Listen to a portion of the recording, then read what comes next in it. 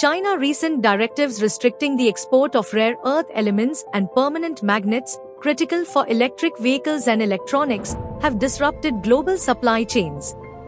The restrictions, implemented in 2025, have disrupted global supply chains, require assurances that Chinese-origin magnets will not be re-exported to the US or used in defense applications. With China controlling nearly 90% of global rare earth magnet production, the move has triggered widespread concerns, particularly in India. Facing an imminent shortage, India warns that its auto sector could run out of rare earth magnet stocks by late June, threatening the production of EV components and other key systems.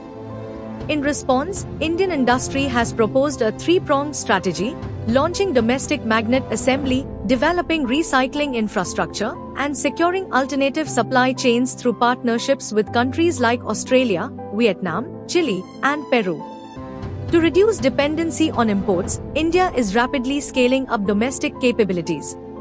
Indian Rare Earths Ltd, IREL, has been tasked with expanding mining and processing operations, with a target to produce approximately 450 tons of neodymium by FY 2026 and double that by 2030. Additional measures under consideration include a production-linked incentive-style scheme and reduction in import duties on related machinery. Globally, countries such as the US, Canada, and Australia are also working to diversify supply chains and reduce reliance on China. Beijing's licensing regime, justified on national security grounds, has underscored the strategic vulnerability of overdependence on a single source for critical minerals.